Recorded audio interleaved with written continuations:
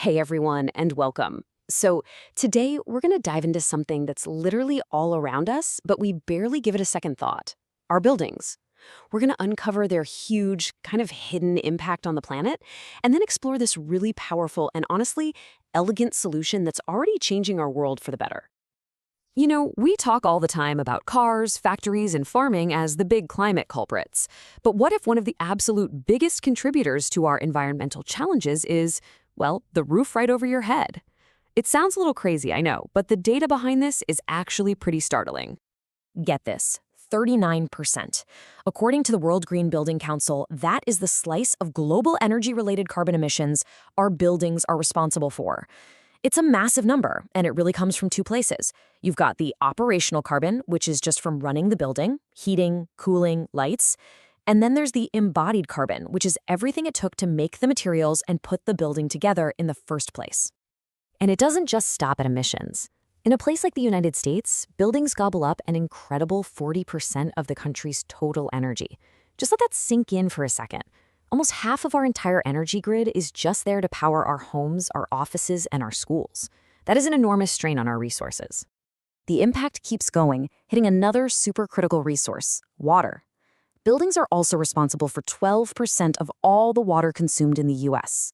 From our kitchen taps to the big cooling systems in office towers, our buildings are incredibly thirsty. So when you add it all up, emissions, energy, water, it becomes so clear that how we build matters a lot. But, and this is the good part, for a problem this huge, the solution is just as powerful, and it's already here. It means we have to totally rethink how we design, build, and run our buildings. And it's called green building. So what exactly is a green building? Well, at its heart, it's about looking at the whole picture. It's the practice of creating buildings that are not only environmentally responsible, but also super resource efficient. And the really critical part here is that this thinking applies to the entire life cycle of the building, from the very first sketch to the materials you choose, through construction, its daily use, and all the way to its end of life, whether that's a renovation or deconstruction. I love this quote from the World Green Building Council because it points to a really important shift in thinking. See, it's not just about reducing the bad stuff anymore. A truly green building can actually create positive impacts. It might generate its own clean energy, help restore the local environment, or even clean the air around it.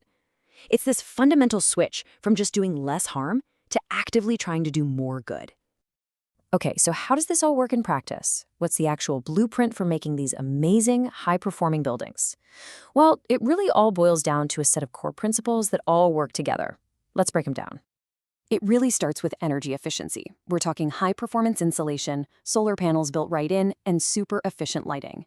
Then you've got water conservation, which is way more than just low-flow toilets. It's about smart systems that can harvest and reuse rainwater.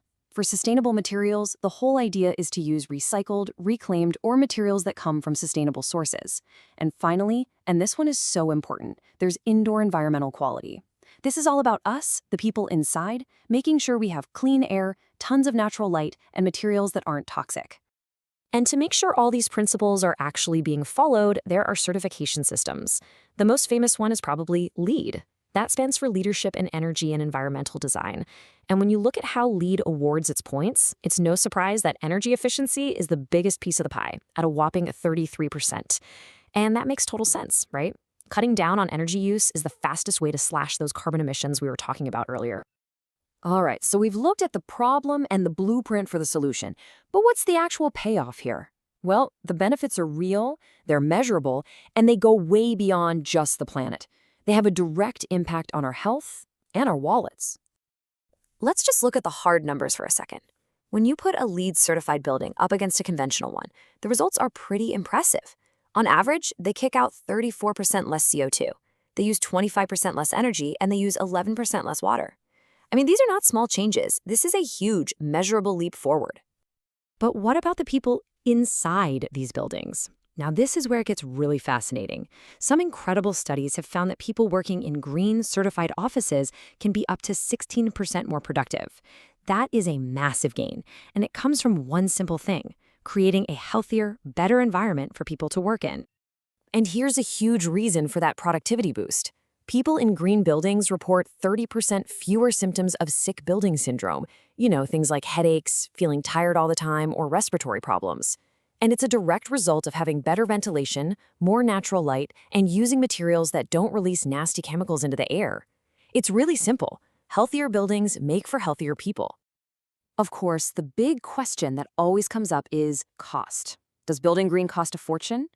Well, there can be a slightly higher upfront cost, sure, usually somewhere between 1.5% more, but that's not the whole story. The real story is the long-term savings. Operating costs are almost 17% lower over just 5 years, and maintenance costs are 20% lower. So that initial investment pays for itself and then some really quickly. It's just a smarter way to build financially. So the big takeaway here is that green building isn't just about making one cool, efficient building. It's a key strategy for us to tackle some of the biggest challenges we're facing as a planet. It's literally about building a better world for all of us. In fact, green buildings are an incredibly powerful tool for hitting the UN Sustainable Development Goals.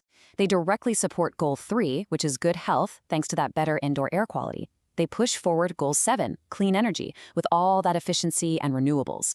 They're totally essential for Goal 11, sustainable cities, because they create resilient infrastructure. And of course, they are right at the heart of Goal 13, climate action, by delivering those massive cuts in carbon emissions. When it comes right down to it, the buildings we put up today aren't just walls and windows. They're a statement about the kind of future we want to live in.